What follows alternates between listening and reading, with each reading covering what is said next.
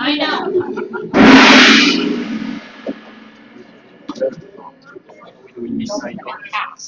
I heard that. Of course you would know. It's an on-site drawing.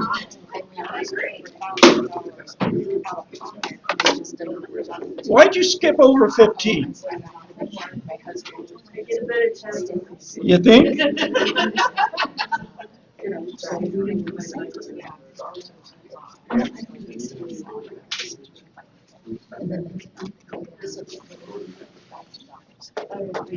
All right, what do we have? We have a bag of, got a shirt, got folders, we got, nope, yours half over. We got, all right, what number you want? 12.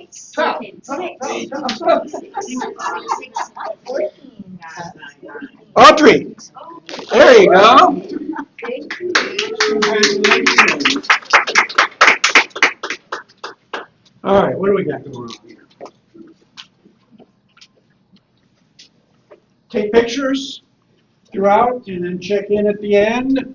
Where happened? Oh, lost it. Our breakfast sponsor is Stacia with Old Republic.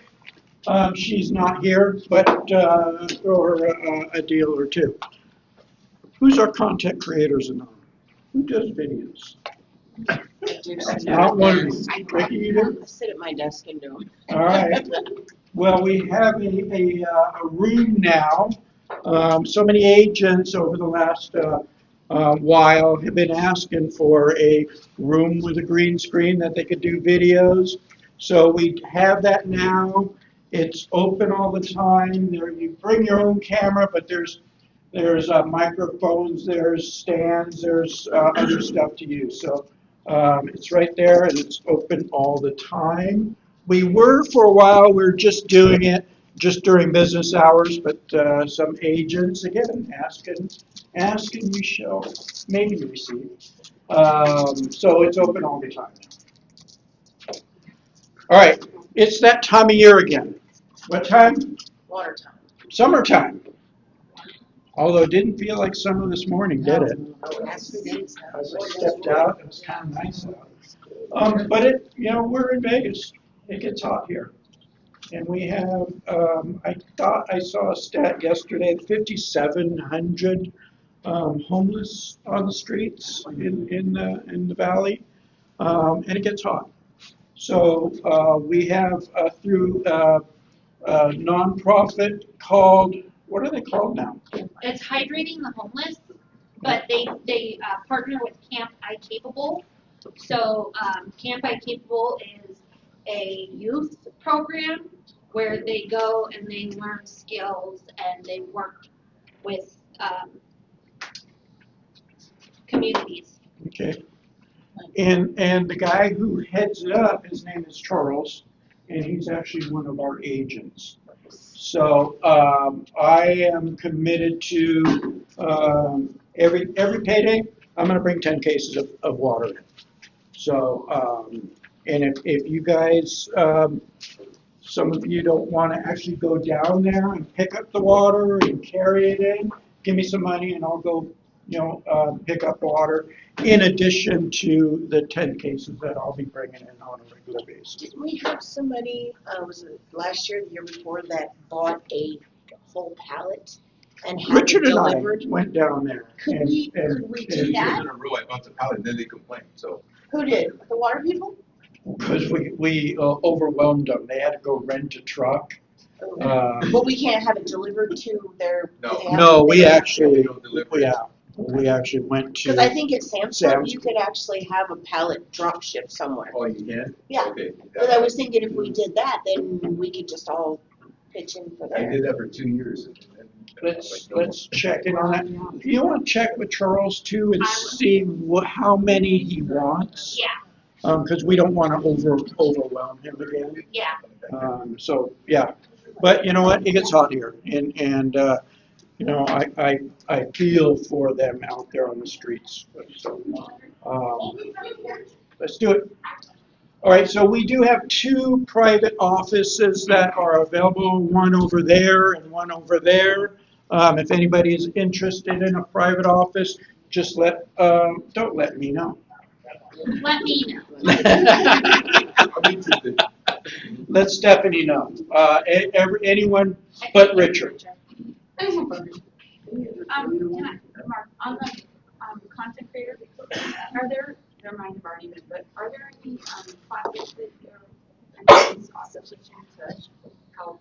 We have not done any classes, and right now I can't think of who that I would, but we'll There look was into somebody- that and see if we can get somebody Yeah, that. there was somebody that would be Yeah. great, like for somebody who's Yeah. never done it before, like, how does one, Yeah. just a simple, like, how to. Yeah, the basics. Just a simple Yeah. how to, 4 steps. We'll give that some thought and think of who we can get in here to do that, If someone taught me, I would teach other people. I Yeah. just don't know how.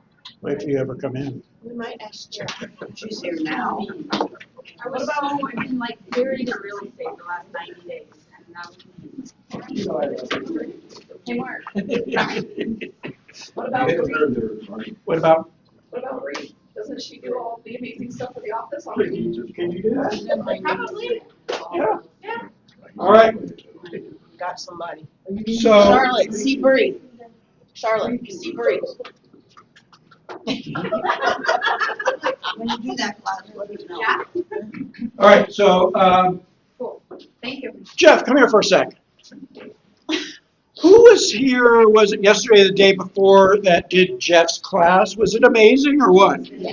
Great instructor. Thank you. Yeah, so he's doing another class coming up, NetSheets, and it's not, well, I'll let you. Yeah, so I don't know if you're all familiar with the ROC app, which is kind of your net sheet calculators, right? Everything from a seller net sheet, a buyer net sheet, multiple offer net sheets, and there's a whole array of net sheets, right? So we're going to be going over not just how to use the app, but we're going to take it another step further.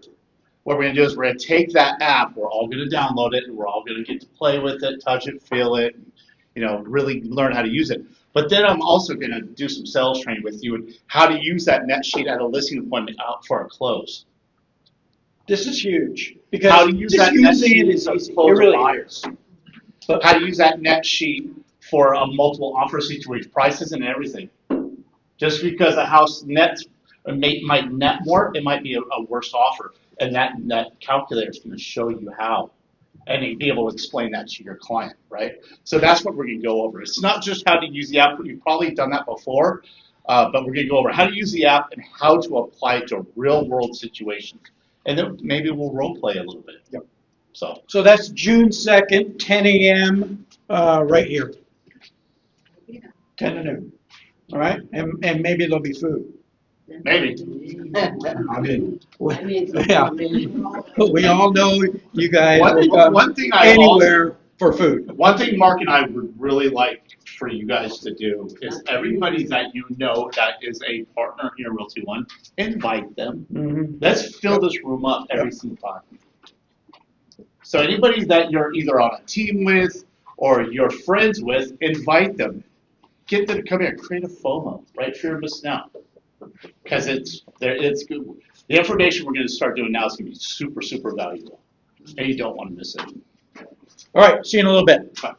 Thanks, Jeff. Coming up, June 2nd, we have, are you going to register? We'll talk, let's talk, all right? So we have 100 Days to Greatness. This is a program put out by Brian Buffini, and I will be the instructor on it. It will be June 2nd, every Tuesday for like 14 weeks. And if you follow along, if you do what is instructed for you to do, you'll make money. You'll do transactions. They say up to 7 transactions. But even if you do an extra 2 or 3 transactions, is it well worth it? Yeah. So, and there is a cost to it. It's $395 plus tax or shipping or something. Comes up to $4 something. So Once a week, or, it's once a week for 14 weeks, 100 days. and continuously, week after week through the summer, Yes, no break. correct. Yep. If you miss a week, we can, give you the materials and so, yeah, we'll make it work one way or another. Because I know you have It's over 3 months, I think. Yeah. It's through September. 14 weeks, I think it does, 14 weeks. Goes to like the middle or end of September. Yeah. So, be here or sign up. So there's the flyers out there. You just scan it and scan the QR code. Next week, who knows Kathy Heaney? Here's, yeah. What's her nickname? It's red. Yep. She's awesome. So she'll be here for our meeting next week. She works for CoreLogic, which is the parent company of our MLS. And MLS has got some changes going on. And she'll be here to talk all about the changes and answer any questions that we may have for any of that. And June 5th, so is that next Friday? What This time? is a week from tomorrow. What time was Kathy's? What's that? What time was last? That's 9:30. our business meeting, 9:30. next Thursday. Friday, June 5th, a week from tomorrow, is our Aviators baseball. Who's already signed up, registered, and paid? Okay, a few of you. It's a great event, and it's $54 a ticket, so it's not cheap, but it's just a really, really cool event. For those of you that have gone before, know. You get the tickets, and we have a roped off area that we may have on our own, or we may have to share, because sometimes they put in another company. Are they seats or is it the grass? Their seats, yeah, and I'm actually German. you should come. I will come. Good. And they provide food. So hamburgers, hot dogs, cookies, chips, beverages, not alcoholic beverages, but there is a bar real close for those of you that want alcoholic beverages.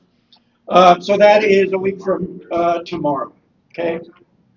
If you want to go, don't reach out to me. Reach out to me. Oh, stop it. How do we pay you? Cash or not? Zell to me. No, I'm serious. You can tell it. Of course you're serious. So she does the work and you get the money. Oh, nice.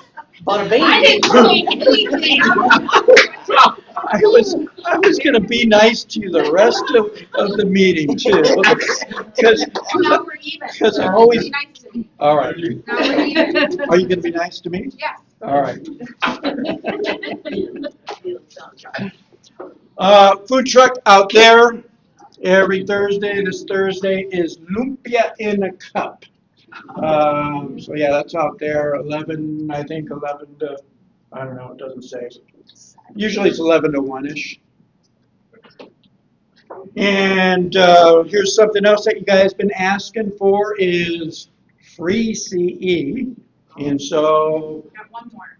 we got one more. So if you didn't get to that one, didn't come to that one, that one's law and legislation, by the way. So not, yeah. So Thursday, the 11th, it's 3 CEs right here, and it's free. So if you need or want, it's titled Nevada Legal. And Dawn and I were talking about, this is one of those that, the law and legislation, it's always changing. And it's really good to get, the updated information. So that's going to be the 11th. What time? 10 a.m.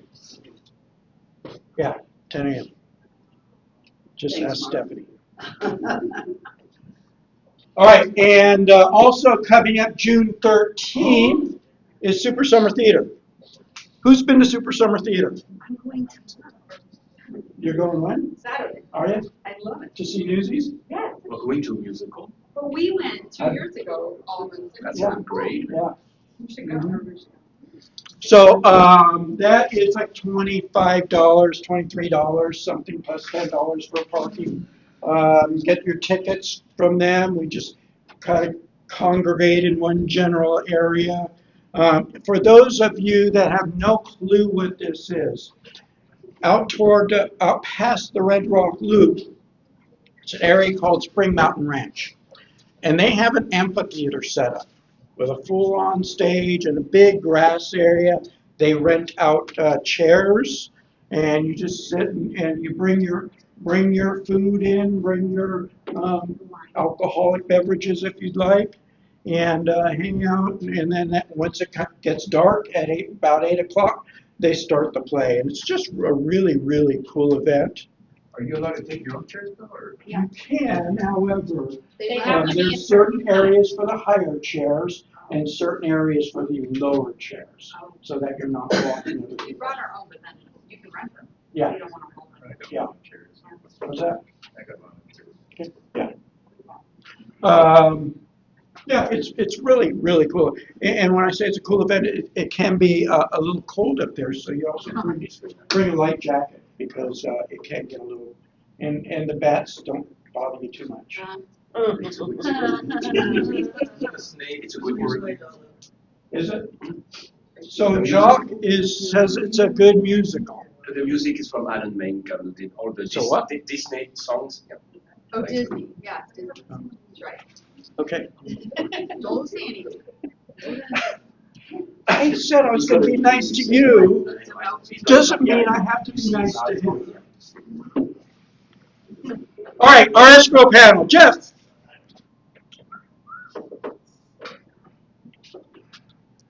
Where's Brad? Yes. Good question. All right, for those of you that don't know, Jeff, he's our marketing rep specifically for our office for Rock Tile. So take it away, Jeff. All right, my name is Jeff Hatfield. Good morning. Good morning. Good morning. Good morning. Morning, energy in here. Come on. I am with Rock Title. Like Mark said, I am the marketing rep for this office. A lot of you I've already met, and a lot of you I'm working one-on-one with.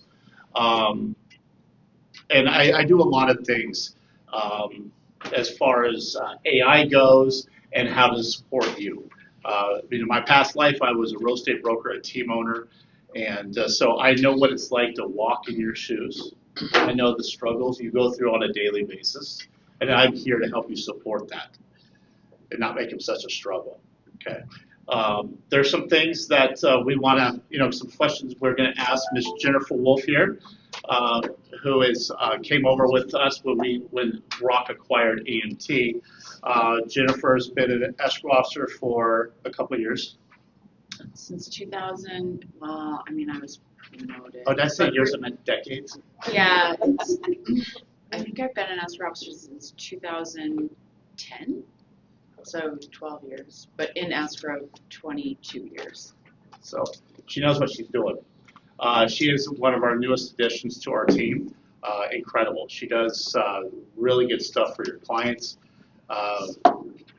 She travels. She does her own signings. She's amazing. But we're going to I ask her. travel to my signings. I don't really travel. Yeah. We'll make that clear. Funny story when we had a client that had a closing in Pahrump. She's like, I'll go out there and sign them. I'm like, you will? I mean, how many escrow officers do you know will travel all the way to Pahrump to sign your client? Maybe she hasn't been to Bronx before. What? Maybe she No, hasn't been I to had. before. It was nice, but it was the only way that the deal would close that day. I got docs in the morning, and the only way that I would get it recorded same day was if I drove to Pahrump, did the signing, and the realtor was super nice. She let me use her scanner, so I scanned everything when we were done, got it uploaded for recording and funding, and I released it to record before I headed back to Vegas. So Amazing, right? You didn't say the name, please. I should have. Go to Bob Steiner. Go to Bob Steiner. It's great. All right, so I'm going to ask her some questions, and then we'll open it up for Q&A for you guys as well. I do have a lot of questions here because I was expecting two, but unfortunately we only have one. But so, Jennifer, what are the biggest mistakes realtors make when opening escrow? I'm sorry, I know I read those questions, but I don't really feel like there's a lot of mistakes. It's pretty easy at this point. You email the contract and, we get buyer information. I would say the thing that I'm always looking for, but will obviously obtain if you don't provide it, but we always need, especially if you're the selling agent, we need your buyer's cell phone numbers and email addresses because then we can get the wire instructions for EMD over to them ASAP. The other thing that we always need to know right at opening is what your commission percentage is and whether the seller or the buyer is paying it and whether you charge transaction fee and the amount. And those are items we need, especially if there's going to be a lender involved. Like we have to get initial estimates to the lenders, usually within an hour of opening the escrow. So the more information we have pertaining to the figures, the better. But I don't really see any mistakes necessarily. I can mention one. Okay. All Go right, for it. so a mistake that a lot of realtors make. A lot of realtors make this mistake. It's Friday. Let's call it June 1st. They get an offer. They go talk to their seller. The seller accepts that offer on June 1st, Friday. It's late. They don't want to go home and send it back to the buyer's agent. And they wake up Saturday morning, June 2nd, and send the buyer's offer back, or send the offer back to the buyer. When is the acceptance date? First. Second. Day of delivery. Date of delivery. So it would be June 2nd. So all the dates on the offer, contingency dates, are off by 1 day. So that's a good thing to send over to the escrow when you open escrow is the accepted date is this date. It's happened a lot. Your due diligence is 1 day short. All of a sudden you're like, oh, it expired. What are you talking about? It expires. It expires tomorrow. No. Acceptance date was a later date. Your loan contingency, your appraisal contingency, all those dates are off because the listing agent was lazy and didn't sit back and deliver the offer back to the buyer. So you get an answer What's that? based on the acceptance date, so it's 1 day more. It would be 1 day, yeah. Because remember, acceptance date is day 0, so everything starts from acceptance date. It's from So- acceptance date, not from date of delivery, is that what you just said? No, the date of delivery is the acceptance date, according to insurance. Delivery of the acceptance. Yeah, delivery of the. So I get the offer signed, I send it over. It's that date I delivered it back to the other party. That's one biggest mistake that I've also. But if you're doing digital signatures and they've signed it, we just haven't delivered it to you, it's still the date that If they it's signed it. digital signature, then yes, because you have a receipt when it was delivered. Yeah. So that's one big mistake that I've seen throughout my years. All right, so from your experience, what causes most delays in a real estate closing? It's basically lack of communication in a broad sense, because if I can't, like if I've sent somebody 3-4 emails, called and left them messages, and I still don't have an answer, that's gonna hold things up. Yeah, communication. So- thing, right? It's basically all about communication. Okay. Anybody have anything to add to that? You had a question too. A little bit last time. All right, next question. How important it is to review the preliminary title report early, and what should agents be looking for? How important is it? Very, because the preliminary title report has the information about the property. I'm not saying that your clients fib or tell tall tales, but I mean, when you get the prelim, you can tell how many deeds of trust they had. A lot of times there's 2 deeds of trust because a lot of people during COVID took out additional, like, deeds of trust that they didn't, I don't even think a lot of people knew what they were signing, but, like, I have an instance right now where, and it's actually a refi, where the lender is arguing with us about the fact that the buyer has 2 deeds of trust. Because the buyer says she doesn't remember ever taking out a second deed of trust, but she did. And what was that? Seller. It's a refi Oh. situation. So, like, but it could be applicable to a seller too. But in this instance, like, there are people that sign things or went through a hardship where additional items get recorded against the prelim, and we can't order a payoff without all of the information from the client. So it's, you know, once you get the prelim, you can see how many HOAs are on the property, how many deeds of trust, and it's always helpful if I have, you know, an open line of communication with your sellers as well. Because in order to get those payoffs and get everything ordered, I have to have their contact info. But the prelim is just the blueprint of the property. So you can see what we're dealing with, basically. And then, you know, it's always, of course, a good idea to compare the estimate that I send you, or my assistant, or any escrow officer, the estimate compared to the preliminary title report. Like, let's say you only see HOA dues for 1 HOA, but the prelim has 2. Like, it's always good to know what you're dealing with. I'm not saying that I've never made a mistake, but it's highly unlikely that I would miss an HOA, but it happens all the time. So it's always good to have both. Review the prelim and the estimate together, because it's a full shot of what's going on in the transaction. Another thing to look for too on a prelim is the Las Vegas Valley Water District lien. So you know they had that, well, they still have it. What is it, Jeff? Now $7 a square foot or something. I don't know what it is. So if you rip out grass, they'll pay you $7 a square foot to put in waterscaping, right?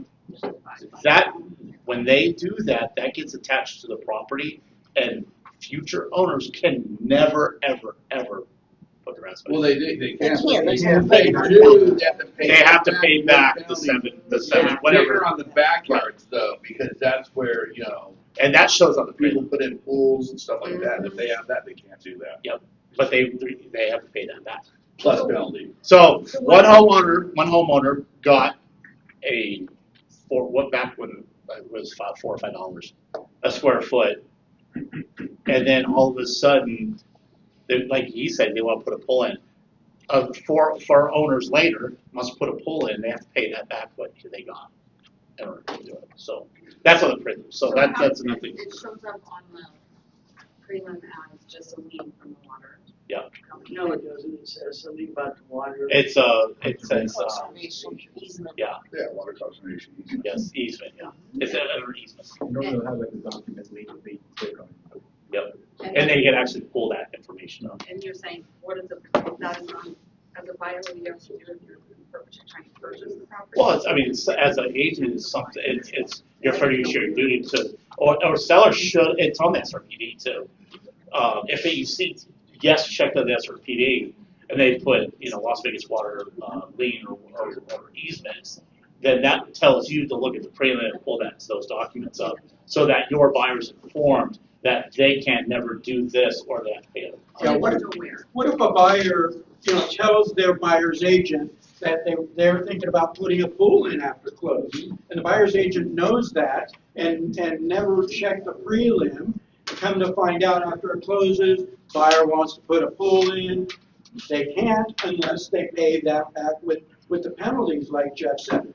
Who do you think that buyer is going to go They're after? suing you. You're going to court. Who do you think is going to have to write that check or go to court? So it's just another reason to make sure that you read over that prelim. Jennifer, do you review the titles? Not that we're relying on you exclusively, but you review it yourself, right? I absolutely have to. Okay. It is Is there an number one. assistant that reviews it for you, or is it just you? We review them together. Like whenever a prelim is released, title emails us. And when we send out the opening packages with the prelim, commission, and escrow instructions, we will point out this has 2 deeds of trust, 3 HOAs, like how, we try to communicate with listing agents, like, are you ordering the resale packages? Do you need our help? And things of that nature. But we try to outline on that email exactly what's on the property in a snapshot. And when we work with the TC gets it as well, right? Yes. Without having to point out that if the TC is on the contract, she gets it as well. But now remember, a TC is not responsible, doesn't have a fiduciary duty to the And they're not on the contract. They're not on the contract, Yep. you are. So it's your responsibility to review it. They get a copy of it because they need it for their file. But that's not their responsibility. I would never review it. Yeah. All right, next question. What is one thing realtors often misunderstood about escrow's role in a transaction? Gosh. I'm not a therapist. Ding, ding, ding, ding, there it is. But I played that role. Yeah. I can't make lenders send docs over correctly. Yeah.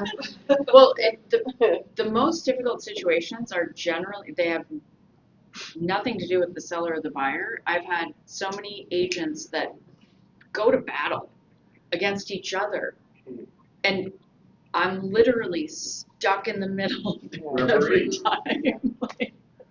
I had one very prominent agent in Vegas that I had dealt with for many years. He was my client, and then I ended up having him on the B side several years later when I was at Chicago Title. And he was like, Jennifer, I thank you for your therapy sessions. We would have never closed this deal without you. And he got me a really nice bottle of champagne. I'm not saying that's necessary, but like, it was such hard. It wasn't the transaction. It was literally being this referee between 2 huge agents with, Egos. I'm gonna say, big egos. And there were fights that, in my opinion, never needed to happen. Like, it just didn't.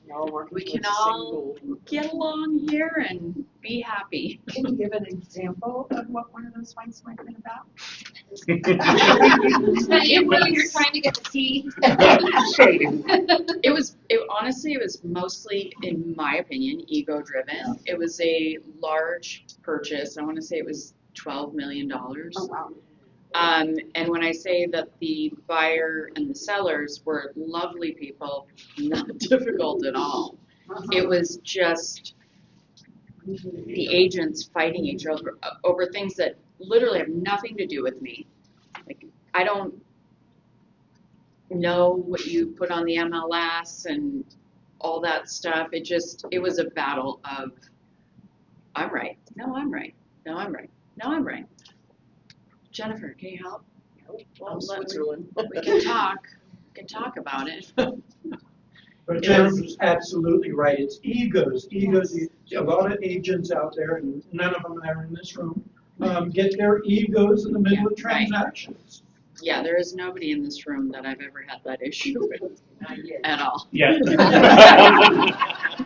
Maybe. Have you worked with Richard? I mean, one thing I used to always tell my agents was remove emotion from a transaction, and that will really help you with in negotiations and just the procedural methods of your transaction. If you remove emotion, tell my clients the same thing. It's hard for clients because they're emotionally tied to these houses. Let's remove the emotion, let's apply logic, and let's really figure out how to make this work. Also, be careful with your words. Don't say, well, you're not going to do this, or I'm not going to do it. Unless you're a principal to the transaction, it's not we. It's my seller. I discussed it with my seller, and this is what they're saying. I discussed it with my buyer, and this is what they've decided. It's not, we're not going to do this. That's probably the biggest thing to do, to remove ego out of the equation. Because it is not you making the decision. Yeah. Good point. To me, it's like everything is about energy. So with the ego battles, it's to me primarily like negative. So I try very hard to always switch the current of what if somebody's being really negative and combative about everything. I think one of the skills that I have in life is to try to neutralize that and redirect, because it isn't about me. Like what you guys do, it isn't going to make or break my day or my self-esteem as far as like a transaction closing. But I'm much happier if we can just get it closed and that the sellers and the buyers are happy with the outcome. Can we just all get along? Yes, exactly. All right, next question. What are the most common problems with trust, LLCs, powers of attorney, or divorce situations? Just not having the documents. It's really like I am still shocked how many people have trusts and LLCs that don't have any idea where their operating agreement is or their full trust, and we have to have all of that. It's required. Like our title officer has to review certain documents when you're taking title or are taking title in a trust or an LLC. What was that? Can I ask you? Sure. Because most of the, I worked years ago with a lot of investors from France, and they were opening LLCs here to close, but they don't have an operating agreement. It's articles of organization, and that's it. Yeah, and that can be, as long as they're in good standing and title gets the articles, then usually that will suffice. Usually, I mean, in bigger, when there's a lot more members and they need that operating agreement, I understand the reason for it, but basically just maintaining the proper documents when you have those organizations. And powers of attorney, was that one of them? Yeah. Powers of attorney, I think the key thing to understand is that generally a military power of attorney is only going to be approved by title. If somebody's going to be out of town or not available to sign, it's better if we prepare and have a specific power of attorney approved. It's better if I notarize it and I witness their signature, just for insurance purposes. But a lot of people have an attorney or they pull it from, I don't know, Google. LegalZoom, powers of attorney. We have to have ours signed, generally. And it's pretty easy. I mean, if somebody is in France, let's say, there's so many online notaries that are acceptable, by lenders, by us, that we can make it happen. But the key is I have to know about it, then I can fix it or handle it, make it happen, all of that. And sooner the better. Don't tell us the day before closing. Oh, yeah, I got this situation on anything. The more information you give to her up front, like she said, is that if I know about it, I can fix it. So, yep. How about divorce situations? We have a question. Oh. Is there, so say parents have a trust. Parent dies, last remaining parent. Kids don't know where the trust is. Is there any way of researching that to know where it? If it was done locally and it was like a probate or trust attorney that did it here and they know the attorney's information, we can usually, they can request it from the attorney. And do you have any answers? Sorry. Trust and probate genius It's a back probate, there. So you're I the trust administered a master. season trust for 15 years, and there were so many countless times where a disgruntled adult child, took it and shredded the entire thing. And I can tell you a lot of times that happened. So attorneys for the longest time, if you needed to make a change or you wanted it, whenever you had to go and check it out from the attorney's office, but they on purpose keep it very technologically, like the Flintstones, because they want to have, more control over those. But there's no way, it's never recorded, there's not a database, there's no way to find out if there's one out there. What if they placed a piece of property in the trust? Shouldn't that when it recorded with the county, shouldn't the county have received a copy of the trust? They just change the name. That's how you make your first million. You start documenting and Well, if you create a Start working technology on it company, tonight. I have one in my mind called the Vault, and you actually have like your power of attorneys in here secure, you know, and you can only give people certain access to it, retina scan, I don't know what you have to do, but lots of times, not only that, but crypto wallets, no way to get it. A millionaire, I mean, I had one case with millions of dollars, we could never get it because it was locked in this wallet and nobody had the password. It died. So, but the trust industry is really behind the times on that. So I always suggest to scan yourself a copy, especially if you're dealing with elderly parents. Scan yourself a copy. I was in Utah when my dad got in a really bad accident. Even after being in the industry, guess whose dad didn't give her a copy of the power of attorney? So make sure you at least have a copy that is accessible, especially if you're traveling. Thank All you. right, two Thank more you. questions here, and then we're going to open it up for your questions. All right, so this one, Jennifer, we kind of already touched on a little bit. When a transaction is at risk falling apart, what can realtors do to help escrow problem solve instead of panic? I think we did kind of cover Kind of that. cover that, right?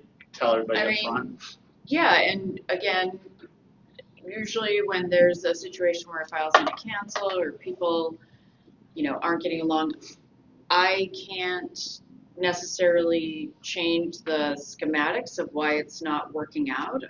Maybe the appraisal didn't come in, or I don't know. There's a million different reasons why things happen, but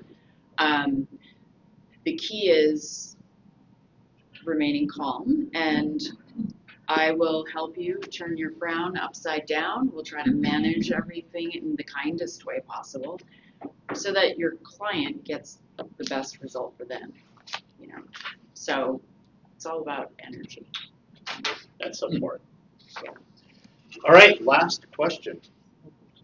After everything you've seen in your decades of escrow, what can a realtor do that makes you immediately think this agent really knows what he's doing? He or she. He or she. Huh? He or she. He or she. What? Can you repeat the question, please? After everything you've seen in your decades of escrow, what can a realtor do that makes you immediately think this agent knows what they're doing? That's very. It could be. I don't want my answer to be ambiguous, but I think it's presence and communication style. Like when you open a deal and I've got your commission percentage, your transaction fee amount, your client's contact information, whether it's the seller or the buyer, and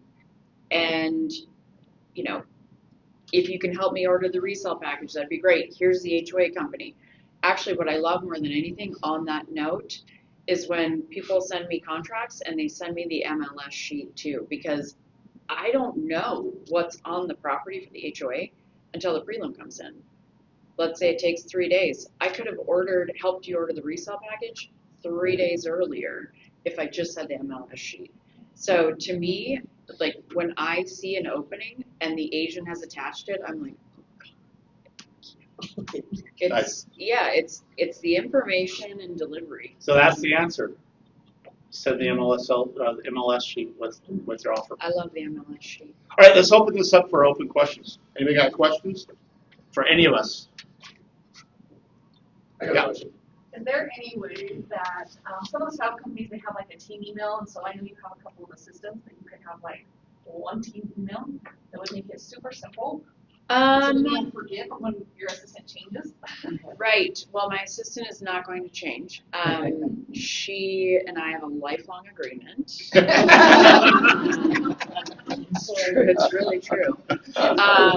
She doesn't know about it.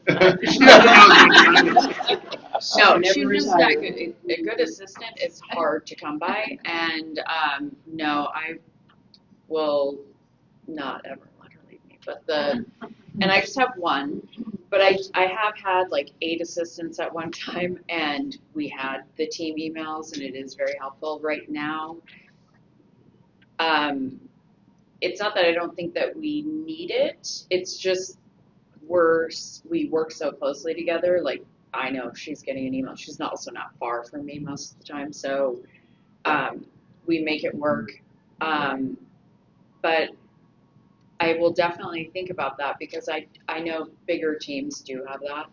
And usually, like, this assistant does the prelims, this assistant handles HOA, this assistant, so it's, the team email makes it easier to delegate. Well, if it's not you and it's Jamie out of Green Valley or whatever, because, a lot of times we get it, and we try and open it, and then, like, Amy's added on, or Denver's added on, and it's like, wait, who are we including in all the emails? And so if there was a team email, to just open, make sure that everybody on your side was included from the beginning, just a thought. Yeah. Maybe for Rock as a whole, maybe not just you, but Rock as a whole. That's a good idea. I will think about that. Anything else? What's one of the biggest complaints that, whether it be with our company or with Rock or with anybody, but what's the biggest issue that agents have with title companies? Name one thing, because communication. Yeah, that's it. That's exactly what I was gonna say, number one. I had a case that the buyer's information was recorded wrong, the mailing address was wrong, the name spelling was wrong, so it was a cash buyer, so they didn't get the bill for the tax. And it was like they had to pay penalty, and they find out that mail was still going to the previous address, and that person wasn't even there to open it. And then it was they ended up paying it anyway. It was like $200 late penalties, but not getting. Does having your escrow officer actually doing the signing matter to you guys? Absolutely. If possible. Well, and at And that I point, understand they're very busy. Well, no, so let's think about this here. So you have a person who is in the file for the last 30 to 45 days, knows it backwards and forwards, right? Knows everything about the deal. And then at the last second, they send off a stack of documents to somebody who has never, ever been in the deal, doesn't even know, probably never been in real estate, sign. And then all of a sudden there's something, a missing page or a missing initial or figures are wrong or something. And then that person, maybe they're at the escrow officers, maybe they went somewhere. Now they've got to say, oh, I can't finish this. Now they've got to drive back, fix it, reschedule an appointment, which recharges the client even more money, right? Where if you have your escrow officer who does their own signings, you can fix it right there, just like that, right? And that's kind of the philosophy that we have. It's the way real estate used to be done. It used to be done that way. and honestly, I worked at a company not too long ago where myself and I was we had an EO team. It was one of my best friends. Anyway, we were the only two escrow officers at this company that had our notaries. No other escrow officer would sign their clients. And back to that topic, what I'm going to say is, in decades of experience,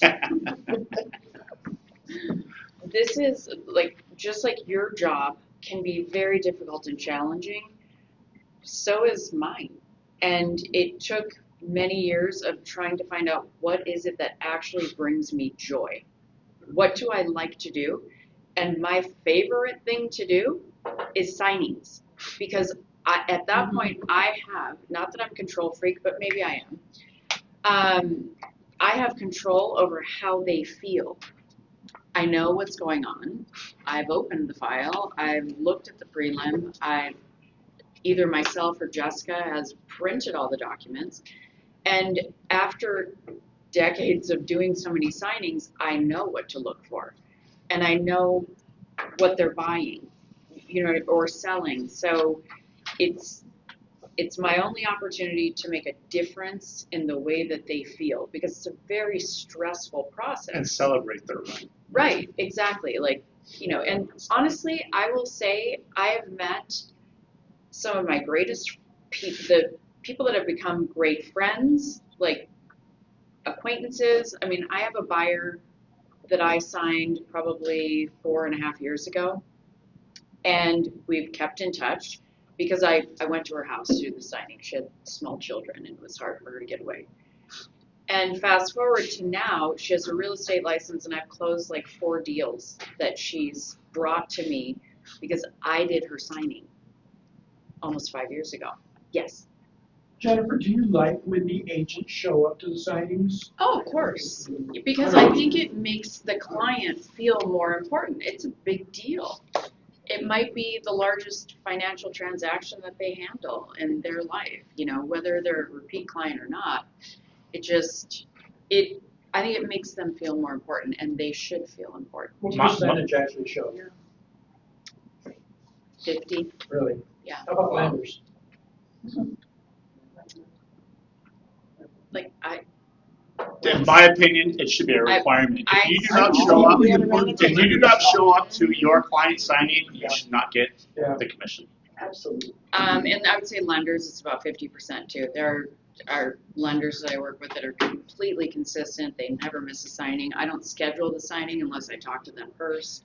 Same thing with agents. Like I know who's going to come every time. But in the absence of that, it's still my job to make them feel comfortable and make them feel important and successful, I would say. And it's your fiduciary duty to protect them until they close.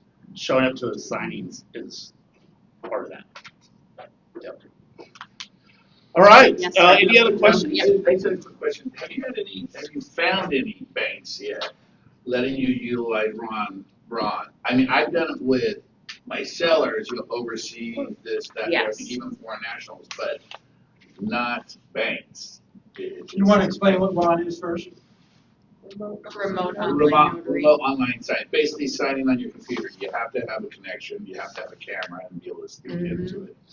I really haven't It's kind of had a any digital buyers. mobile or digital notary kit. I haven't had any buyer, like lenders That's what I use mean, it for their I just wondered if docs. you had any, But yeah, we just had a seller who was in Spain, and the lender approved us using a RON for the seller. Can they really take that to the lender? I haven't had always ask before I think it's only a because. matter of time before banks will start getting on board. But one thing I've noticed. Lenders as well. I think eventually, the wet signatures. And that more and more kind of goes away over lenders the next are sending like half of the normal docs. They're having their clients e-sign basically half of the documents that I used to get.